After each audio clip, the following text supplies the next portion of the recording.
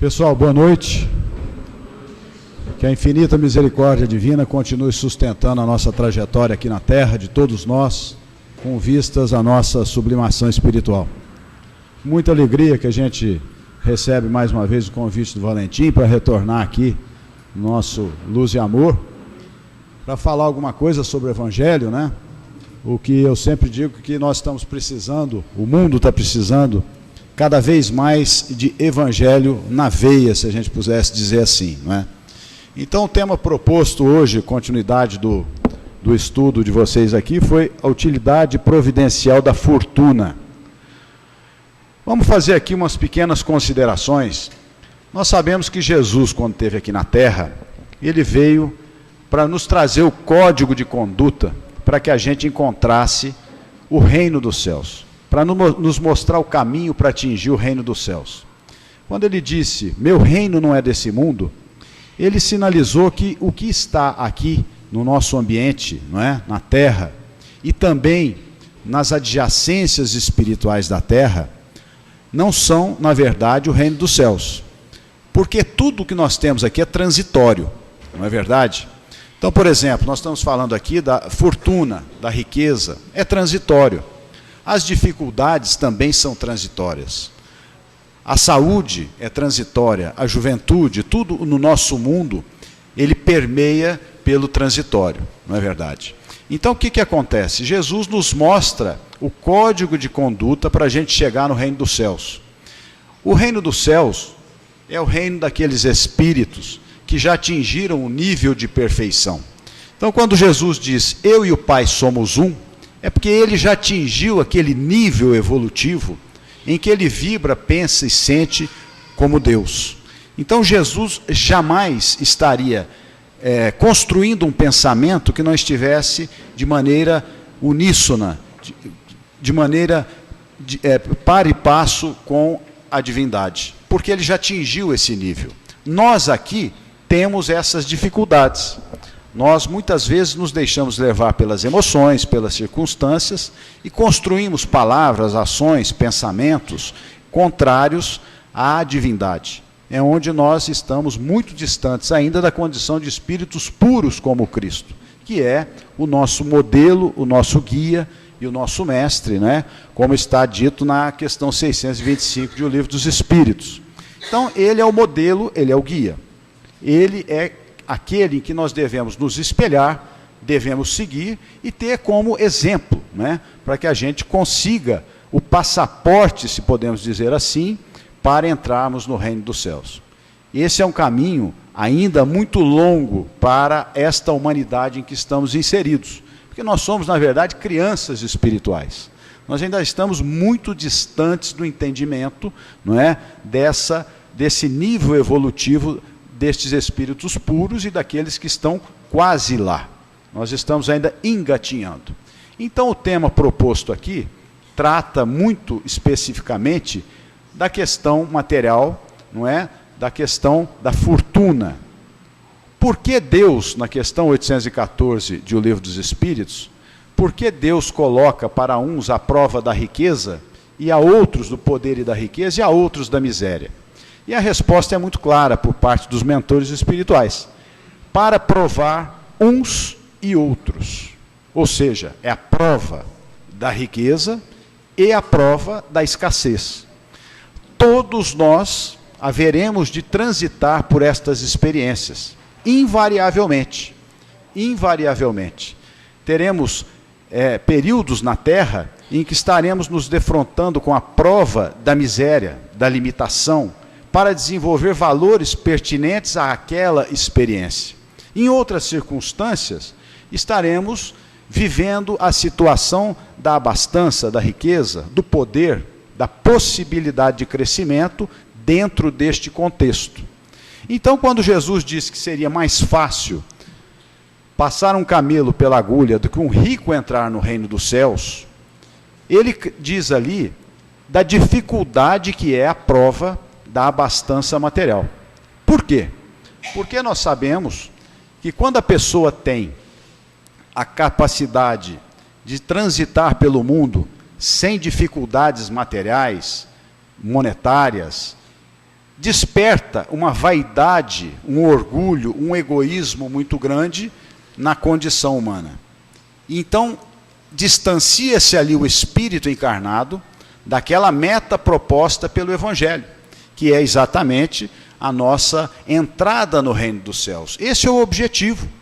Esse é o objetivo de todos nós, chegarmos àquela condição. Isso é que nós devemos entender enquanto espíritos encarnados, não é? Temos que primeiro perceber que não existe diferença entre vida material e vida espiritual. Uma é continuidade da outra, não é? Quando desencarnamos, continuamos os mesmos, com os valores adquiridos, com as dificuldades, com a experiência, e assim, para e passo, vamos crescendo na escala evolutiva. Então, quando nós estamos vivenciando na Terra a experiência, não é, da abastança, da fortuna, a dificuldade realmente se faz maior. E Jesus, conhecedor da alma humana, psicólogo divino como ele é, ele nos usa essa figura, né, do rico passando, mais fácil um camelo passar pelo buraco da agulha do que o rico chegar ao reino dos céus. Condenou aí Jesus a prova da riqueza? Não. Ele fez uma observação em função da dificuldade daquela condição reencarnatória. Ele não condena em nenhum momento a questão da prova da riqueza. Ele faz ponderações pontuais importantíssimas para que a gente consiga entender essa situação, não é verdade? Então vejam vocês, quando nós estamos passando por essa vivência na Terra, desperta em nosso íntimo, como eu disse, a vaidade, o orgulho, a sensualidade, a falta de espiritualidade, a falta de conexão com a espiritualidade. Por quê? Porque nós nos preocupamos simplesmente em fruir a vida, gozar a vida, e nos esquecemos dos objetivos primordiais que são o nosso crescimento espiritual. Vamos fazer aqui uma pequena digressão histórica, para a gente entender como aconteceu no desenvolvimento da humanidade, desde lá de trás, esse transitar pela evolução nesse sentido da riqueza. Vocês sabem que no começo, né, nós éramos homens e mulheres das cavernas. Hoje a gente tem que falar homens e mulheres. Antigamente falava homens das cavernas, hoje tem que falar homens e mulheres das cavernas. Nós vivíamos naquela condição, e ali começamos a desenvolver o conceito de sociedade. Começamos a construir os primórdios da família humana. Em função de quê? Em função da necessidade de proteção, de convívio. O ser humano sempre foi, naquela época, um ser muito mais frágil do que os outros elementos da natureza ao seu redor. Então ele desenvolveu ali, pelo medo, que o primeiro sentimento humano, a primeira emoção, foi o medo, medo do trovão, medo da tempestade, medo dos animais selvagens. Então ele começa a desenvolver ali o sentido de proteção daquela coletividade. Começam então a se agrupar as famílias, começam a se criar os laços familiares. E a partir daí, vai se desenvolvendo a humanidade enquanto sociedade. Em determinado momento, começa a haver o desenvolvimento, como diz Joana de Ângeles, antropossocioeconômico, no sentido de que as pessoas começaram a trocar as mercadorias. Isso bem já adiantado no tempo. Então, se eu sou um pescador, eu sou especializado naquilo, e eu tenho um excesso de peixes, eu troco pelo leite produzido pelo outro. E assim começou a se formar as primeiras coletividades com base na troca. Então, ali já surge a abastança. Porque se de repente eu pego um cardume de peixes, eu estou rico, de uma hora para outra. Não é uma mega-sena, mas é a providência divina. Então eu tenho muitos peixes para trocar por outras mercadorias. E assim sucessivamente. Despertando aí, no ser humano, os primórdios do empreendedorismo, da pesquisa, da observação. Então, se eu sou pescador, eu sei que neste local eu consigo uma pesca mais profícua, eu vou me dedicar àquilo. E ali eu vou crescendo, vou desenvolvendo o meu intelecto. Vejam vocês, os embriões do progresso. Porque sabemos também que no Livro dos Espíritos, que nós temos a obrigação, a humanidade, o ser humano, ele tem a obrigação de desenvolver a Terra, a sociedade, a coletividade, para receber o maior número possível de espíritos encarnados. Isso está explicado com muita propriedade no Livro dos Espíritos. Então, quer dizer, nós temos essa obrigação. E começamos lá atrás, nos primórdios das organizações sociais, a desenvolver essas sociedades organizadas. Então, começa ali aqueles que têm mais capacidade, aqueles que têm mais percepção, que são mais observadores, eles começam a se tornar pessoas abastadas dentro daquele ambiente. Até que no século VII a.C., na Grécia, sobretudo na região da Lídia, cunha-se a primeira moeda. A primeira moeda, então, da história da humanidade. Essa moeda, ela tinha um valor em função da mercadoria que aquele cidadão, aquele elemento tinha. Então, se alguém tem uma moeda do pescador fulano, aquela moeda vale 10 peixes. E ali eles vão lá e trocam pelos peixes. E assim foi se desenvolvendo a questão econômica no seio da sociedade. Vejam vocês, se a gente passar a considerar aquela fala de Jesus, que é mais fácil passar o camelo pelo fundo da agulha do que o rico entrar no reino dos céus, dizendo que a riqueza é um mal, nós estamos contrariando a própria divindade. Porque Deus colocou isso no seio da humanidade. Então, Jesus nunca condenou a condição do espírito encarnado na situação de abastança. Ele simplesmente pontua as necessidades e, sobretudo, as dificuldades daquele que está enfrentando esta prova. Porque é uma prova muito difícil, né? Vejam vocês que lá na questão 814, a riqueza e a miséria é para provar um e outro, para que a gente desenvolva os valores pertinentes àquela situação. Então, assim se desenvolveu a humanidade, né? Nós sabemos do nosso compromisso espiritual. E nesse desenrolar da vida material, as pessoas não tinham perspectiva de vida espiritual. Era imediatista. A nossa vida anterior, até poucos séculos atrás, era uma vida muito imediata. Então, primeiro foi para a subsistência. Aí passaram-se a desenvolver necessidades de ter bens, de crescer. Então, isso foi se desenvolvendo de tal maneira que a sociedade humana, ela coloca nos bens materiais, não por qualquer coisa, digamos assim, equivocada de maneira objetiva. Não é que a pessoa quis, nós não quisemos equivocar nesse sentido, mas era o nosso horizonte imediato. Nós não tínhamos a percepção da vida espiritual. Quando eu digo nós, é porque nós fomos romanos, fomos egípcios, nós vivemos nessas coletividades, né? Então vejam vocês, nós tínhamos esses interesses sem perspectiva de vida espiritual.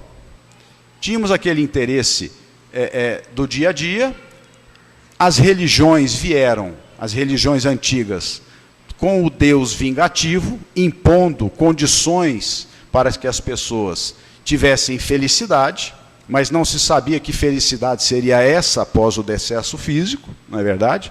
Então, se eu seguir os preceitos que a religião me indica, eu vou ser feliz. Então, vejam vocês aquela outra passagem do Evangelho em que o jovem questiona Jesus o que ele deve fazer para entrar no reino dos céus.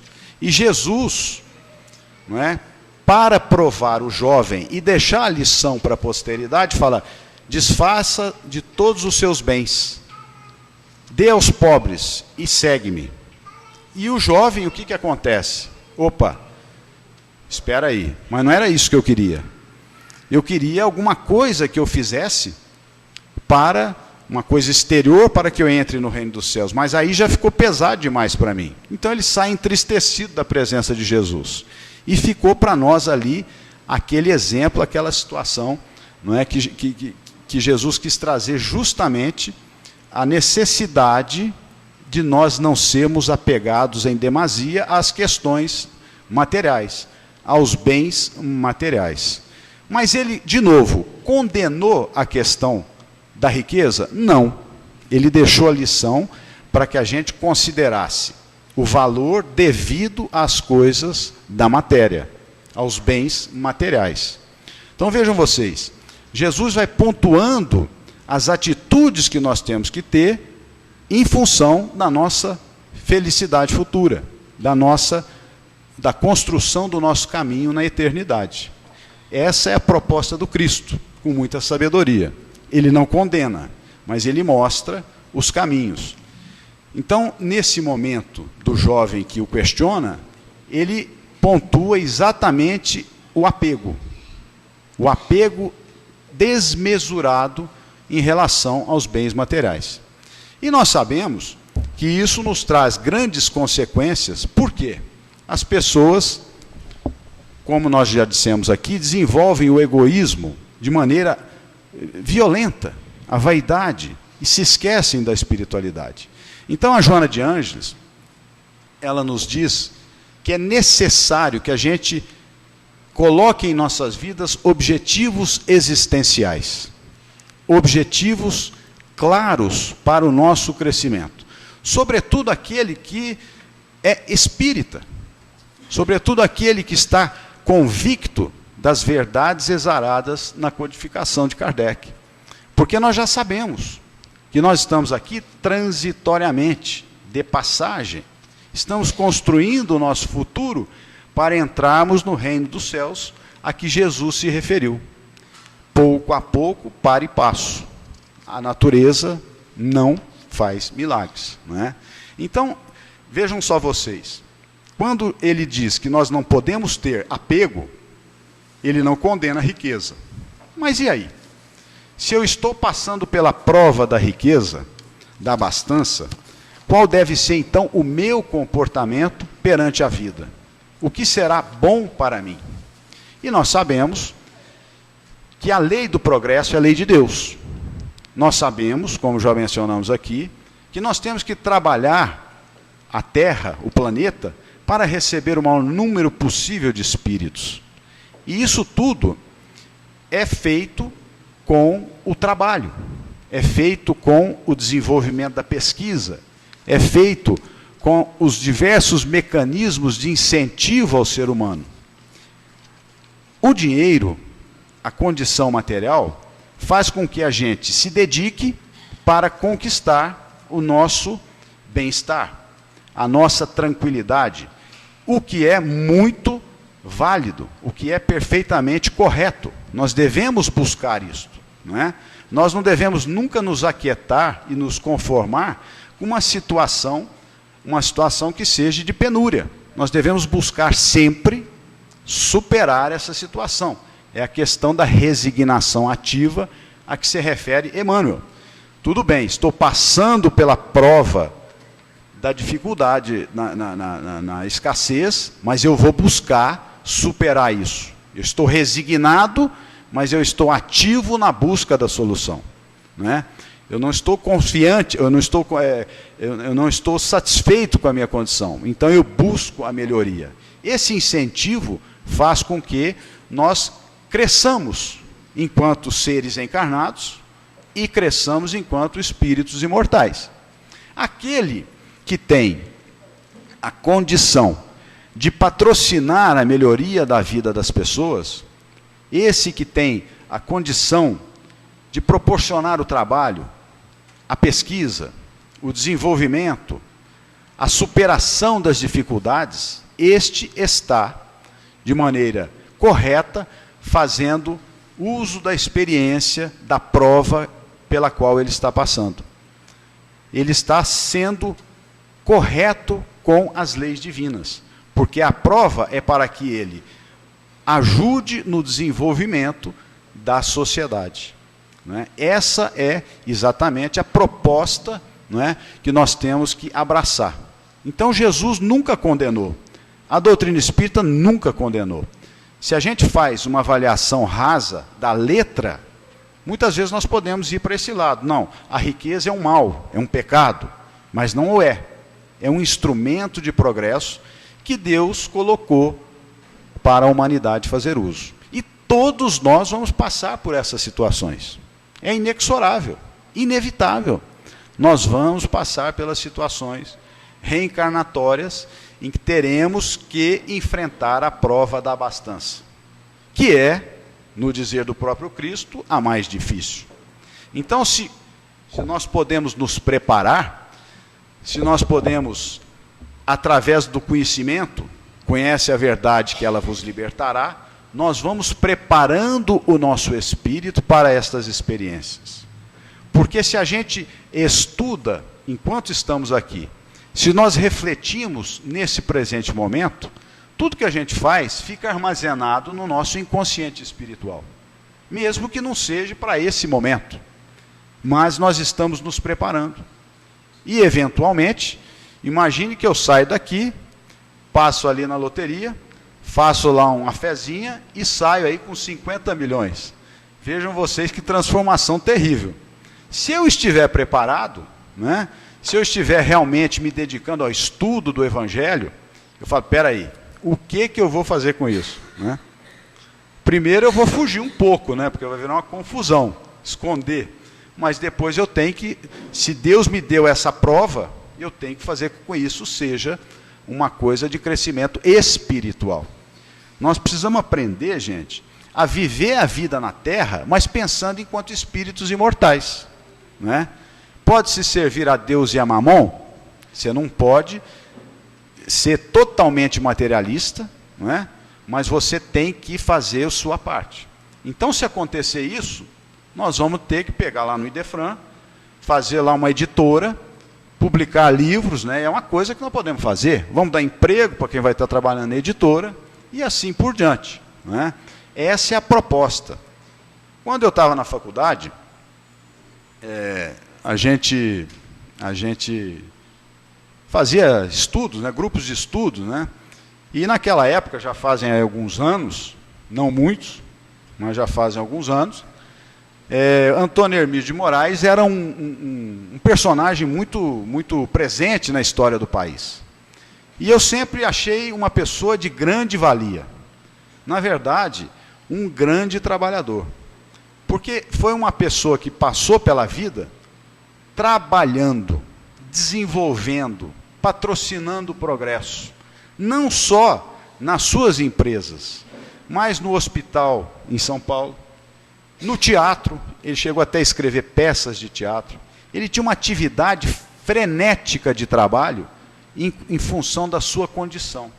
Então, quando a gente fazia aqueles grupos de estudo, eu tinha assim, uma admiração grande por aquele personagem, pela situação dele.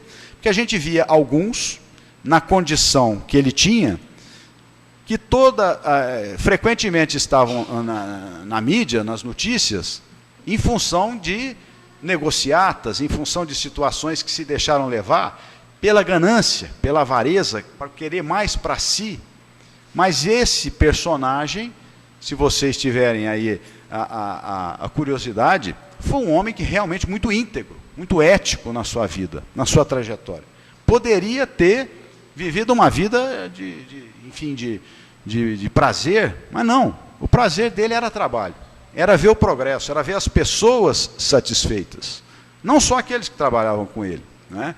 Então, eu acho que esse é um exemplo, não é, que a gente pode olhar de uma pessoa que teve a prova da riqueza e que foi vencedor, com certeza, naquele momento. Porque ele soube utilizar do que a vida lhe facultou para crescer pessoalmente enquanto espírito e para fazer tantos e tantos se desenvolverem em que viviam com ele. Então é um exemplo interessante.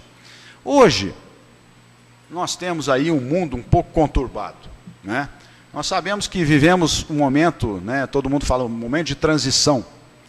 Esse momento de transição, gente, na verdade, se nós percebemos o que acontece no mundo hoje, nós temos uma capacidade, ou uma chance, melhor dizendo, de nos posicionarmos a favor do bem e do mal muito facilmente. Porque a liberdade, ela se tornou quase completa. Nós não temos mais aquelas religiões que punem. As pessoas simplesmente estão vivendo. As pessoas estão aí fazendo a sua vida, vivendo a sua vida, e nós podemos nos posicionar durante um dia em várias situações para o bem ou para o mal. Esse é o principal, digamos assim, mote do momento de transição. Nós não temos mais as peias das religiões punitivas. Nós somos livres. Nós podemos pensar, podemos falar o que quisermos. Então, essa é uma atitude. E, infelizmente, nós temos que prestar muita atenção no que está acontecendo no nosso mundo. Sobretudo com as crianças.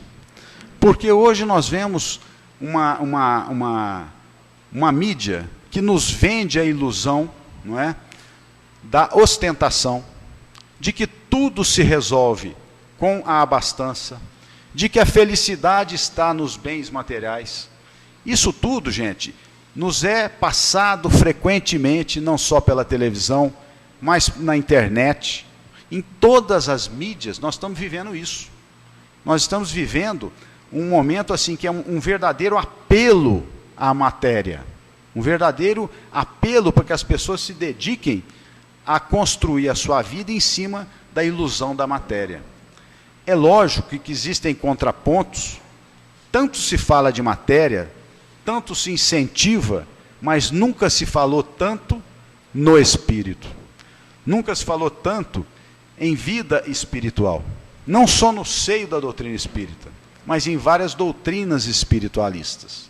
Não é? Então hoje a humanidade tem a chance, nós temos a chance de nos voltarmos para essa propaganda da matéria, ou podemos nos engajar em algo que será o futuro, que é a consciência da vida espiritual. E isso nós devemos passar nos nossos lares, para os nossos filhos, para que eles façam as opções corretas em suas vidas. Não é fácil, é extremamente difícil. Por quê? Porque o apelo é muito grande, não é? O apelo é muito grande, principalmente para o jovem. Se eu estou falando, olha, você tem que ser assim para ser feliz na espiritualidade. Mas nós devemos fazer como a água que bate e tanto fura. É isso que nós temos que ter como compromisso no seio das nossas famílias. Para que, se eles forem levados, não é, a uma experiência reencarnatória na condição da riqueza, eles sejam vetores, eles sejam propulsores do progresso, sejam propulsores da espiritualidade no seio da humanidade. Cada um de nós tem uma condição evolutiva, a gente sabe, mas nós temos que orientar, nós temos que discutir, nós temos que falar. Não é fácil, como eu disse, mas é um compromisso de cada um de nós, né? Então, essa é a proposta do Cristo. A proposta de que a gente compreenda sempre as coisas da matéria com vistas à espiritualidade, com vistas à nossa felicidade futura. Nós sabemos que nós somos responsáveis pelo bem que fazemos, pelo mal que fazemos e pelo bem que deixamos de fazer. Pelo bem que deixamos de fazer. Então, se eu tenho uma condição de incentivar o trabalho, o progresso, a promoção da condição social daqueles que convivem comigo, e não o faço, eu estou me comprometendo perante a lei divina e perante a minha consciência. É o bem que eu deixei de fazer. E eu vou ter que dar contas disso à minha consciência quando de retorno à vida espiritual. Vou chegar de lá e falar, puxa vida, perdi outra chance. Vou ter que voltar. Provavelmente, vou ter mais uma chance na mesma condição, uma ou duas, depois eu volto com as limitações. Eu volto para passar pela outra face da moeda, valorizando aqueles que são vetores de progresso, vetores de bem-estar social, vetores de crescimento. Então vejam vocês, a prova da riqueza é talvez a mais difícil. E quando ela vem aliada com o poder, então, é uma coisa muito difícil, extremamente difícil. Por isso que nós temos que ter muito cuidado ao julgar, né? Às vezes a gente fala assim, se eu tivesse lá eu não faria assim. Não sei. Confesso para vocês que se eu tivesse uma condição X, eu não sei como eu reagiria. Eu não sei como seria a minha, vamos dizer assim, a minha relação comigo mesmo diante de uma situação de abastança, de grande capacidade econômico-financeira. Se eu me deixaria levar pelo orgulho, pela vaidade, esquecendo da espiritualidade, esquecendo dos amigos e caindo, falindo mais uma vez enquanto espírito imortal. Então, isso tudo, gente, são os bens da vida. Nós estamos falando aqui da abastança econômico-financeira. Mas nós podemos também falar das outras riquezas da vida. Não podemos nos esquecer delas. A saúde, não é?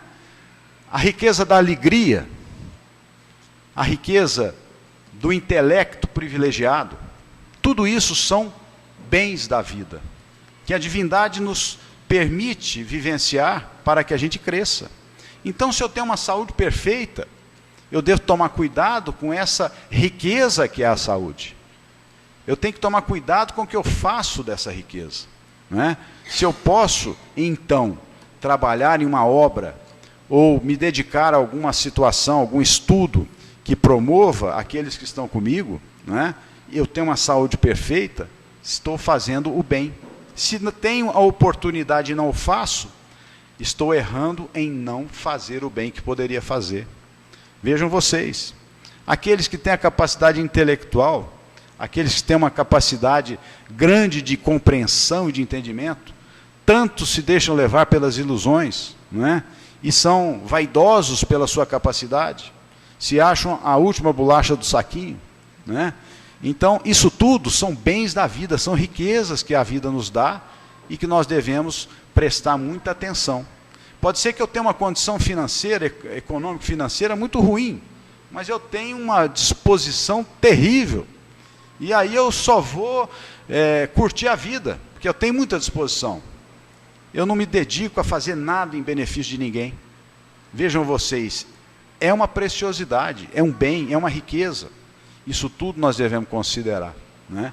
Nós devemos trazer isso para o nosso íntimo como uma reflexão profunda, para que a gente chegue na espiritualidade como vencedores.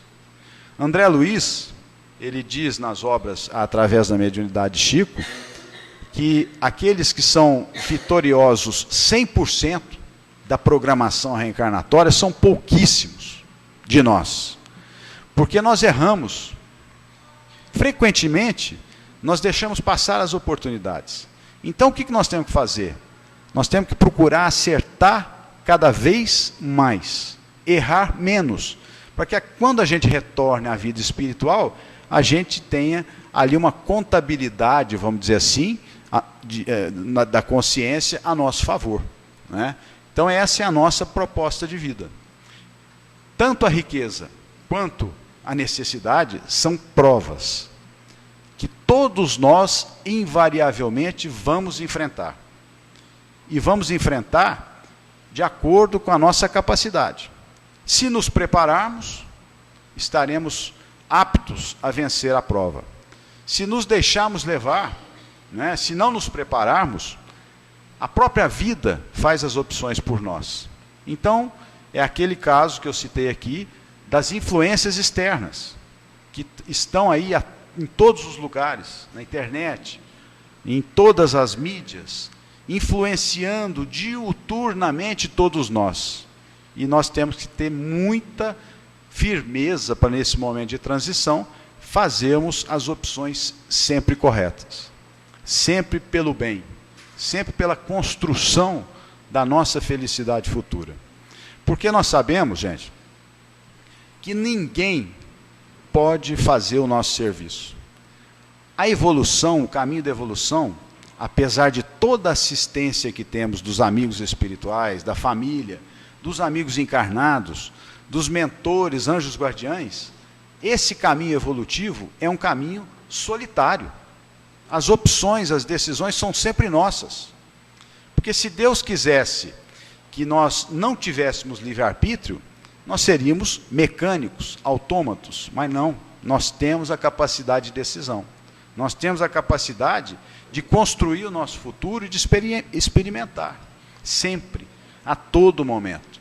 Então, se formos levados, não é, na condição da prova da riqueza, tenhamos essa consciência. Se a prova da riqueza monetária não nos é facultada nessa presente encarnação, e somos ricos de saúde, ricos de alegria, que nós sejamos mensageiros da paz, trabalhadores da seara de Jesus, nesse último instante da condição de planeta de expiação e provas. Trabalhador da última hora, gente, somos todos nós. Não existe diferença. Esse aqui encarnou para ser trabalhador da última hora. Não, não é assim. Porque todos nós temos capacidade de trabalho. Se eu não tenho condição nenhuma, eu posso orar em benefício de alguém. Eu posso fazer uma ligação, incentivando, perguntando como está a pessoa. Tudo isso são trabalhos, pequenos trabalhos no bem na seara de Jesus, como trabalhadores da última hora. Então vamos considerar a riqueza, que a lição trata, sim, os bens materiais, mas vamos considerar também todos os benefícios que nós temos nas nossas vidas, todas as graças que a divindade nos deu. Então, por exemplo, aquele que é feliz, contagie com a felicidade aqueles à sua volta. E esse é um trabalho fantástico, não é? Às vezes a gente vê essas pessoas que se dedicam a ir a hospitais, principalmente hospitais infantis, e vão ali para incentivar, para brincar com as crianças, com uma felicidade, com um amor tão grande no coração, estão fazendo uso da riqueza que a vida lhes facultou. E vão ter méritos, muitos méritos por isso, né? Vejam vocês, tem um amigo nosso, muitos aqui devem conhecer, o Jairo, professor de inglês, até me emociona um pouco, está numa situação difícil na Santa Casa, em função de um tombo, mas o Jairo, com toda a sua dificuldade, né, sempre teve um problema muito sério de coluna, ele foi um propagador da luz, distribuindo mensagens, frequentemente. Vocês devem, alguns aí, ter se encontrado com ele. E às vezes as pessoas falam, puxa vida, encontrei o Jairo hoje.